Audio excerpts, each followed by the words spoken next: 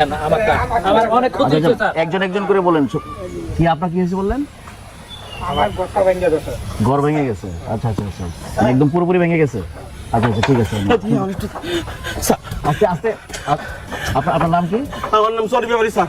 Johnny ব্যাপারী, আপনার কি কি ক্ষতি হয়েছে? স্যার আমার পুরো সর্বনাশ হয়ে গেছে স্যার। এই দেখেন স্যার, টিনের চাল উড়ে গেছে স্যার, দরজা জানালা সব ভেঙে গেছে স্যার। কান্না করেন না, শান্ত হয়ে বলেন, আমি দেখছি, আমি আছি তো এখানে, বলেন।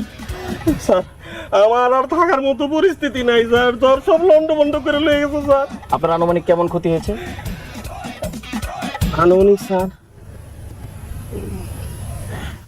স্যার 20,000 টাকার মতো হইল স্যার। ওকে, 20,000 টাকা না? আচ্ছা ঠিক আছে, আপনি আপনার ক্ষতিপূরণের 20,000 টাকা পাবেন, টেনশন করবেন না। নেক্সট। স্যার আমার নাম জমির। এই আমার না বাড়ি ঘর সব রান্না করে চালগুলা কেন উড়াই ফেলাইছে। আমার ঘরে একটা টিভি ছিল, টিভির উপরে ঠাডা পইরা একটা নষ্ট হয়ে গেছে গা। আহা, তাহলে তো অনেক ক্ষতি হয়েছে। আচ্ছা আপনার তো তাহলে আনুমানিক প্রায় 25,000-এর মতন ক্ষতি হয়েছে।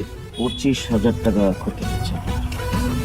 আব্বা জমির কাকা রান্না করে যে চালটা উড়ে গেল, রান্না করতে আসলে পলিথিনের চালাইলো কই থেকে? আর হ্যাঁ টিভি বলে নষ্ট হয়ে গেছে ছাড়া পড়ে। টিভি পাইছে কইছে, জীবনে কোনোদিন দেখি নাই। চুপ করে থাক, হ্যাঁ দিতে চাইতেছে, আমগো নিতে সমস্যা কি? ঠিক আছে শুনেন, আমরা আসছি একটা এনজিও থেকে, আপনাদের যে ক্ষতি হয়েছে সেই সময়টাতে আপনাদের পাশে দাঁড়ানোর জন্য। আমরা আমাদের এনজিওর মাধ্যমে আপনাদের সকল ক্ষতির ক্ষতিপূরণ হিসেবে যা যা আপনারা বলেছেন তা দেওয়া হবে।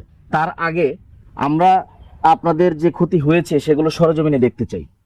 অবশ্য তার জন্য আপনাদের হেল্প লাগবে। আমরা আপনাদের গ্রাম থেকে 2 জনকে সহকারী হিসেবে নিয়োগ দিতে চাই, যাদের স্যালারি হবে প্রতিদিন 1,000 টাকা।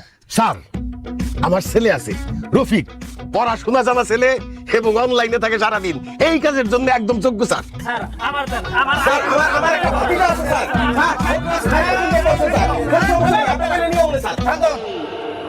সবাইকে তো আমাদের লাগবে না, লাগবে মাত্র 2 জনকে, যারা কিনা আমাদের বিভিন্ন বাড়িঘর ঘুরে দেখাবে, কাজে সাহায্য সহযোগিতা করবে, এমন 2 জন ছেলে দরকার।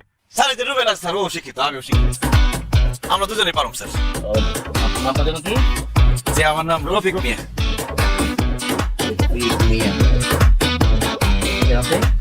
রুবেল হোসেন।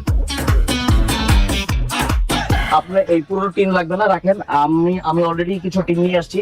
আপনার তো বেশি ক্ষতি হয়েছে না, চলুন আমরা আপনাদেরকে টিম দেখে কার কতটুকু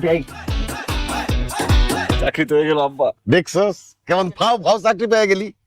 আমি তো মনে করছি জীবনে তোর চাকরি হইবই না। যাক, তবু সরকারি না হোক, একটা বেসরকারি চাকরি তো হইছে। ওই যে একটা কথা আছে না, ঝড়ে বক পরে ফকিরের কেরামতি বাড়ে, আর আমগো হেন হইছে ঝড়ে ঘর পরে চাকরি আসে ঘরে ঘরে। মনে হয় যে আমার চাকরির কোনো যোগ্যতা নাই, আমার চাকরির ডিউটি আছে, কাজ আছে, যাও তুমি যাও। স্যার আমি নেই, আরে ধর, এরা ধরতেছি না স্যার, আপনারা ধরেন না স্যার, আমরা নিতেছি।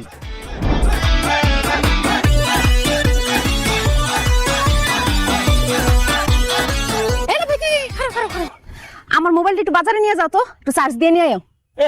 মনে হয় যে আমি ওর বেতনভুক্ত কর্মচারী, দেখলে খালি কামের কথা কয়। দেখো তুমি কিন্তু আমার লগে আবার খারাপ ব্যবহার করতেছো। খারাপ ব্যবহার দেখছসটা কি? তোর লগে যে ব্যবহার করতেছি এটাই তো বেশি। হন, আমি কিন্তু এখন থেকে আর বেকার না, আমি একটা চাকরি পেয়ে গেছি, আধা সরকারি চাকরি। কি তুমি চাকরি পাইছো? কে দিছে তোমার চাকরি? কে দিছে আমার চাকরি? মানে তোর কথা শুনে মনে হইতেছে আমার চাকরি পাওয়ার কোনো যোগ্যতা নাই। চোরের মন পুলিশ পুলিশ, আমি কি একবার কইছি তোমার যোগ্যতা নাই? যোগ্যতা তো অবশ্যই আছে। এই নাও ফোনটা ধরো, বাজারে গিয়ে চার্জ দিয়ে নিয়ে আসো। চার্জ দিতে হইব? ও 1 ঘন্টা সিরিয়াল দেখা রাখতে হইব। যাও না।